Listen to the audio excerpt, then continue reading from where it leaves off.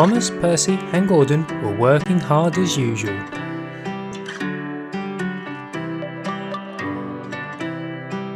They stopped for a break when Harold arrived.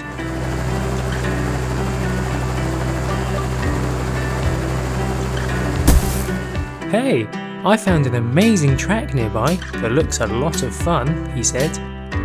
"Sounds good," replied Percy. So they finished their jobs and Harold showed them the way.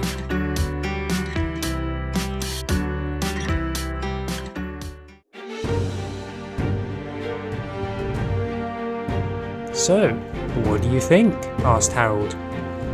"It's incredible," they replied. There was a really high, really steep drop with a jump over the river. "That looks like a lot of fun," said Gordon. "Who wants to go first?" asked Harold. "I'll go," said Thomas. So Harold told him where to go and he started his ascent.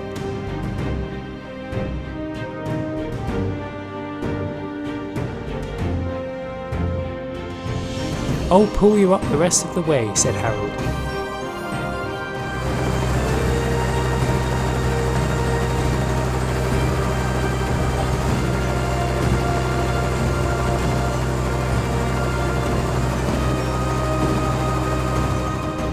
"We're at the top now, Thomas," said Harold.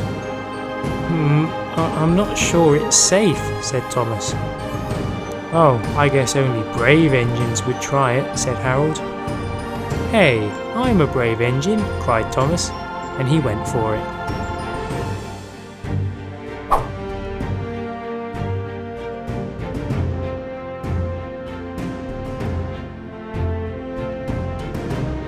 "Woohoo! That was awesome!" cried Thomas, and he went round again.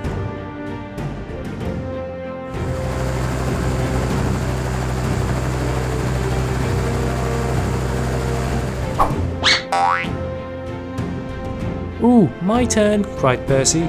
So Thomas and Gordon watched as Percy tried out the jump.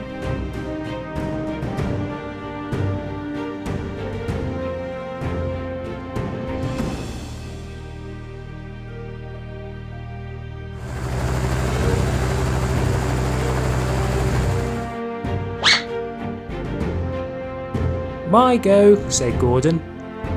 "Oh, I'm not sure it's such a good idea," said Thomas. "I don't think you'll fit." "I'm sure I will," said Gordon, so he went for it.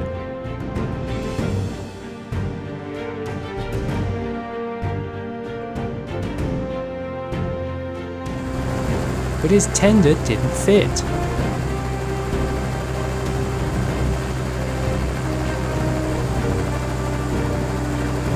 When he got to the top, he was stuck, and he couldn't put his tender up. "Oh no, what are we going to do?" asked Percy. "Try pushing down, Harold," suggested Thomas. But the platform was stuck. "Can you let go of your tender?" asked Thomas. "I can't do that," cried Gordon. "I think you're going to have to," said Percy. So he let go, freeing him.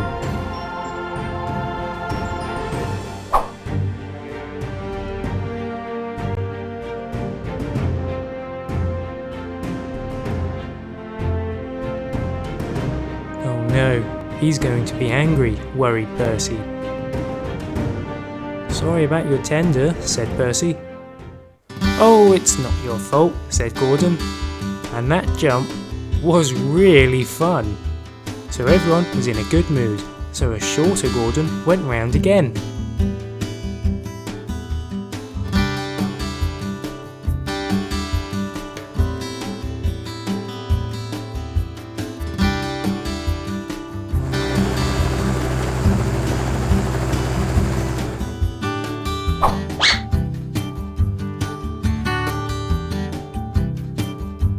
"Okay, I think it's time to find my tender," said Gordon. So Harold went searching.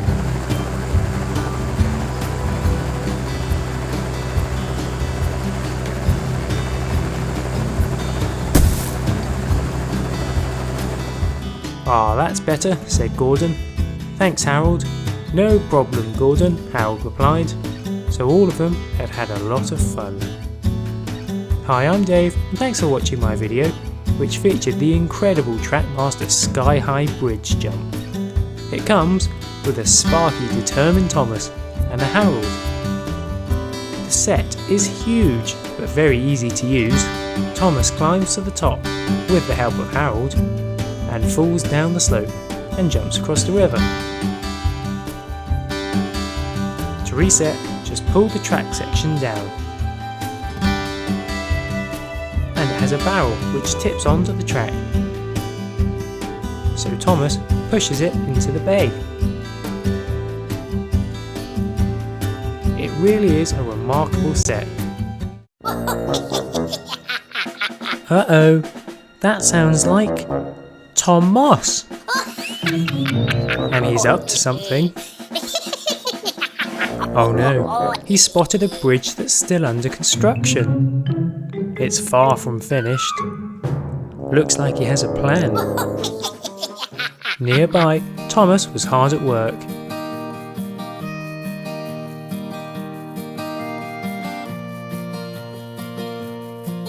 He came across the bridge and stopped. "How's it going?" asked Thomas to the digging rigs. "Well, it's definitely not safe for a train to use yet," said Chomper. But while Thomas was distracted, Tom arrived and tampered with Thomas's brakes. But he didn't realise. So Thomas said goodbye and off he went. But Tom wasn't finished yet. He changed the points to send Thomas towards the unfinished bridge. So as Thomas approached, he noticed that the points were wrong, but he couldn't stop.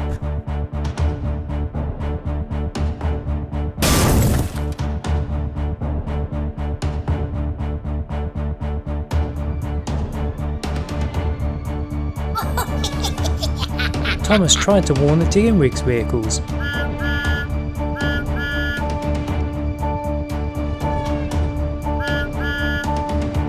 "Oh no, Thomas can't stop," cried Chomper.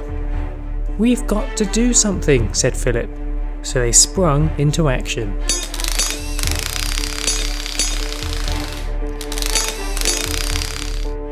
Thomas was approaching very quickly.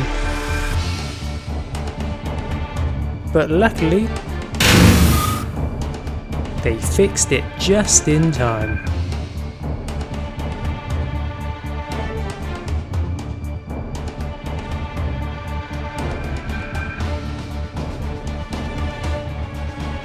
"Thank you guys," said Thomas, but he still couldn't stop, and he was heading towards Tom. Thomas started chasing Tom.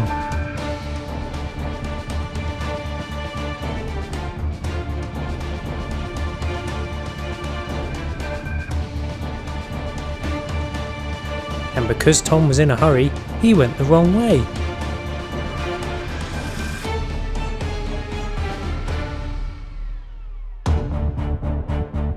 He started heading towards the bridge. And then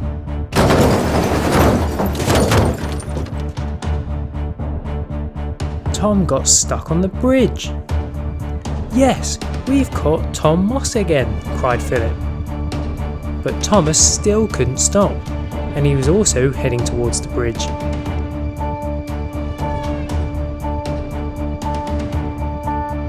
And unfortunately,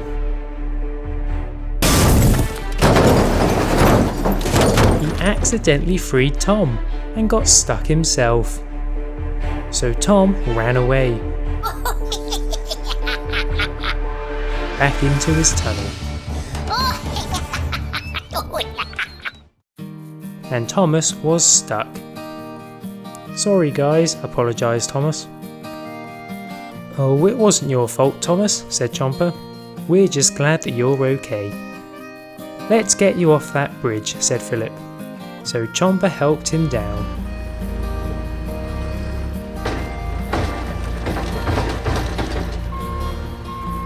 "Thanks guys," said Thomas. "No problem," they replied. It didn't take them long to finish the bridge. But Tom had escaped once again. "I'll race you to Lower Tidmouth," said Thomas to Percy, and off he went. Percy went a different way, but just around the first bend, something went wrong with Thomas, and he stopped. Percy didn't realise and raced on.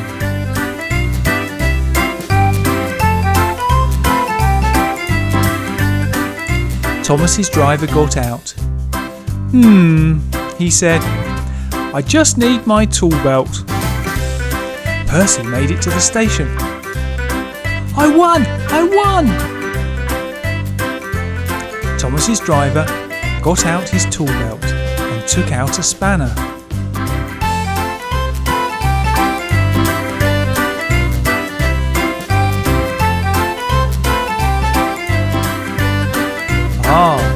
That's the problem, Thomas.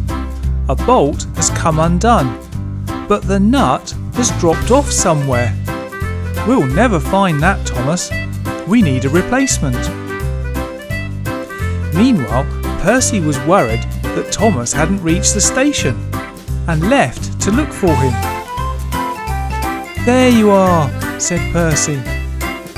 "Ah, Percy," said Thomas's driver. "Thomas needs a replacement nut.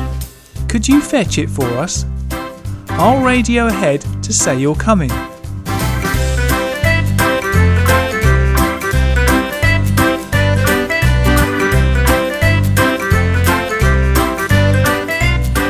Percy left.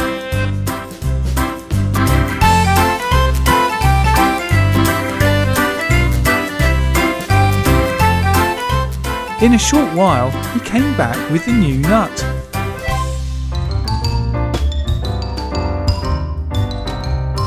"That was quick, Percy."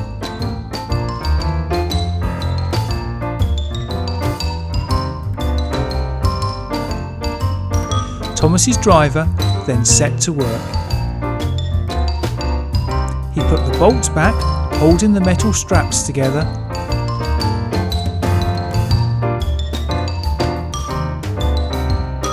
Put the nut in place and the spanner around it. He then used the screwdriver to tighten it up.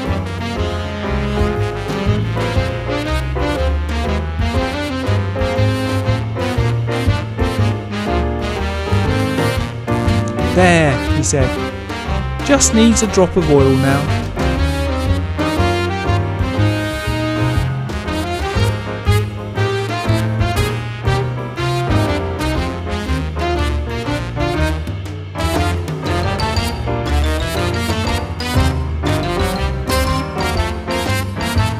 He packed his tool belt up and thanked Percy. With his engine fixed, Thomas then got back to racing against Percy. Thanks for watching our story, which featured the Thomas and Friends Engineers Toolkit playset. There's 35 pieces, including some train maintenance cards, some train timetable cards, some pens, some nuts and bolts, 4 lengths of metal, plastic, a tool belt with hammer, screwdriver and spanner, a pretend walkie-talkie, clock and compass, and some oil and an oil can. The belt will fit around a young engineer's waist with the Velcro strap. Everything you need to keep the trains running on time. "Emily," said Sir Topham Hatt, "I have a very important task for you today. I need you to take the soccer players to the big game." Emily felt very proud. "Thank you, Sir Topham Hatt. I love soccer." "The players will be here later, so come back in an hour." And Emily chuffed away, feeling very proud. But what she didn't realise was that Thomas had heard the whole thing. Why does Emily get to take the players? I'm the most useful engine, thought Thomas angrily, and steamed off. Later, Thomas was still feeling angry when Diesel arrived. "What's the matter, Thomas?" he asked. "I should be the engine to take the soccer players, not Emily." "Wow," said Diesel. "I guess you'll have to take the players if Emily crashes." And with that, Thomas thought of a plan. "You're right, Diesel," and he chuffed away to carry out his plan. "Ha ha ha ha," chuckled Diesel. Thomas collected 5 trucks and left to find Emily.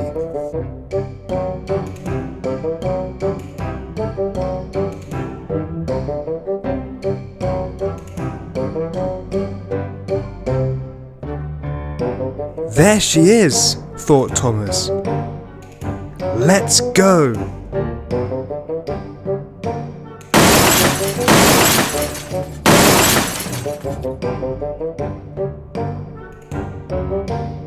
"Oh no!" exclaimed Thomas. "I'm sorry, Emily. I'll go and get Rocky to help lift you back on the track." Thanks, Thomas. I can always count on you. But Thomas wasn't going to get Rocky. He was going to pick up the soccer players from the station. However, Spider-Man had seen the whole thing. Thomas arrived at the station. "Thomas, where's Emily?" "She's really busy, so she asked me to pick up the soccer players." "Very well, Thomas. Take the players to the big soccer game." And Thomas happily steamed away with the players.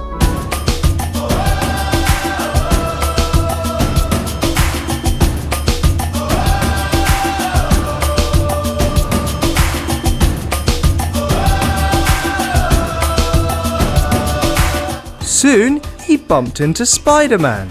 "Hi, Spider-Man." "Thomas, I thought Emily was taking the players to the game." "Yes, but she's, busy." "Thomas, I saw you crash into Emily. That was very mean." Thomas felt terrible. "You're right, Spider-Man. I shouldn't have done that. I'll go back and help her out." And Thomas went to fetch Rocky to help Emily.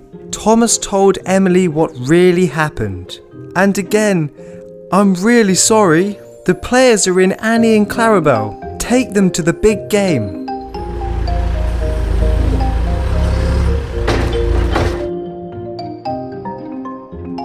Thanks, Thomas. And Emily started her journey. "Thomas," said Sir Topham Hatt, "I heard what happened. Even though I'm not happy with what you did, I am proud of you for admitting you were wrong and helping Emily get back on the track. Well done, Thomas." Thomas felt very happy again while Emily was on her way to the big soccer game.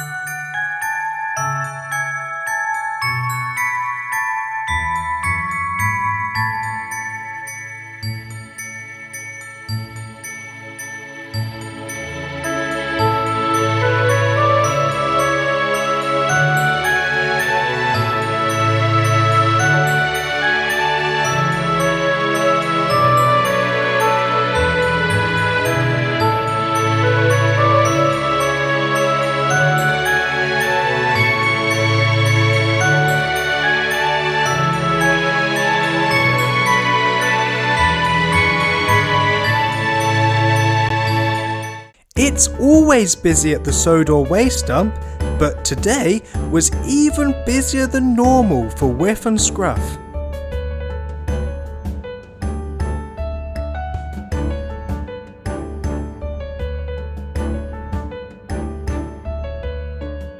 Sir Topham Hatt called Gordon to the dump for a surprise. He was very excited. "Phew, this place stinks," thought Gordon. "I bet the trains that work here smell just as bad." "Ah, Gordon," said Sir Topham Hatt, "this is your surprise. You are to help Whiff and Scruff here this morning.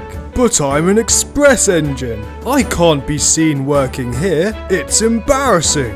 Sir Topham Hatt was very angry. "I thought you were a really useful engine, Gordon." But Gordon steamed off very angrily. Soon, Gordon was just about to start helping Whiff and Scruff when he heard a horn. "Oh no," exclaimed Gordon. "Diesel's coming. I can't let him see me working here. He'll tease me forever." And just as Gordon predicted, Diesel entered the waste dump. Gordon backed into a shed and hid. "I hope he can't see me." "Phew, this place stinks. I bet the trains that work here smell just as bad," said Diesel as he powered through the dump. When Gordon was sure Diesel had gone, he left the shed to start work. But he suddenly saw a shiny object fly through the sky. "Oh no," exclaimed Gordon. "Iron Man's coming. I can't let him see me working here. That's embarrassing." So once again, Gordon hid in the shed.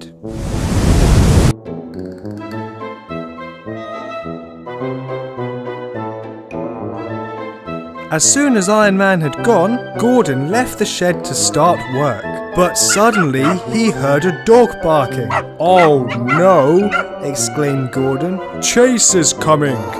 I can't let him see me working here. It's embarrassing." So once again, Gordon hid in the shed. Chase, from Paw Patrol, had come to see his friend Rocky, who works at the dump, recycling rubbish. "Wait a minute," thought Gordon. "Rocky works at the dump, and he's not embarrassed. In fact, his friends, like Chase, even come and visit him. Why am I always hiding? I should be proud that I'm a really useful engine." So Gordon left the shed to start work. But before he could start, Thomas entered the dump with Sir Topham Hatt. "Gordon, why have you not started work yet? I thought you were a really useful engine." Gordon felt terrible. "I'm sorry, I was embarrassed to work here. But I've learned that trains who work here are just as useful as all of the other trains, even though they get teased a lot." As Gordon was talking, Whiff and Scruff arrived. "I'm sorry for teasing you, Whiff and Scruff. In fact, Whiff, how about you take my express carriages today, and I'll keep working at the dump." Whiff felt very proud and honoured. "Thanks, Gordon," and he steamed off to start his journey.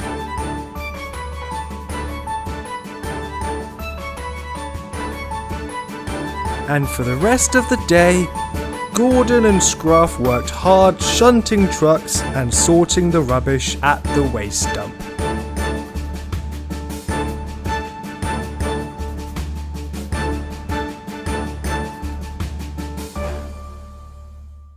Christmas is always magical on the island of Sodor.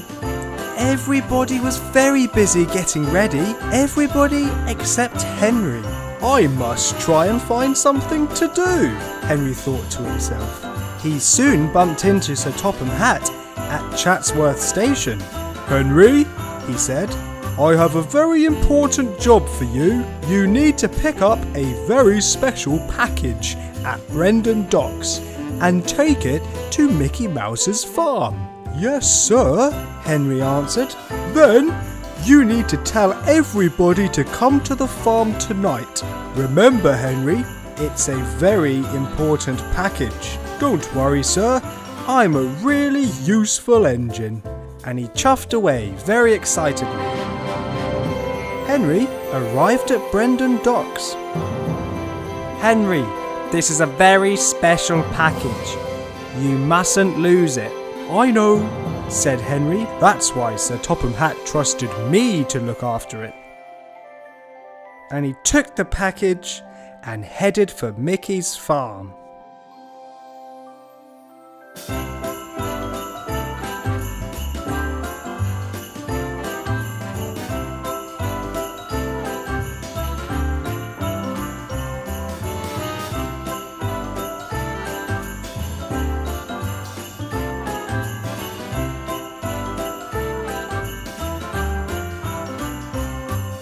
Okay, thought Henry. I'll drop off the package here and go and tell everyone to come here tonight. And he chuffed away. But soon he stopped. He was worried about the special package. I better go and check on it to make sure it's still there, as it's a very special package. So he steamed back to the farm, but when he got there, the package was gone. Instead, there was a large Christmas tree in the field. Oh no, where has the package gone? Henry was feeling very worried. He quickly left to look for the package. He looked in every nook and cranny, every station, but couldn't find it anywhere. He rocketed past Thomas, completely forgetting to tell him to go to the farm tonight. He also rolled past Chase and Rubble from Paw Patrol, and finally bumped into James. Hi Henry, he said. Percy told me Sir Topham Hatt has given you a very important job. Henry felt terrible, and without saying a word, he steamed away to look for the special package. At Mickey Mouse's farm, Sir Topham Hatt was waiting for Henry. Henry, I gave you a very important job to do, and you haven't done it. It's nearly night time, and there's no one here. Henry was very embarrassed. I'm sorry, I've looked everywhere for the package, but I think I've lost it. Henry, you are a silly engine. Where do you think the Christmas tree came from? Henry thought hard and suddenly worked it out. It was in the package, he said. I shall go and tell everyone to come here immediately. And he excitedly chuffed away. He told Thomas. He told Chase and Rubble. And he told James. Soon everyone was at Mickey's farm, but nothing was happening. Henry felt slightly embarrassed. Then suddenly,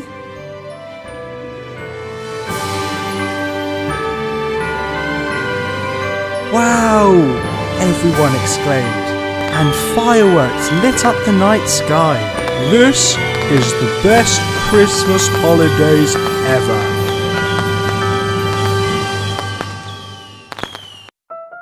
Hey guys, Chris here. Thanks for watching my video. I hope you enjoyed it. Please don't forget to like it and subscribe to Toy Trains for You if you haven't already. I'll hopefully see you in another video very soon.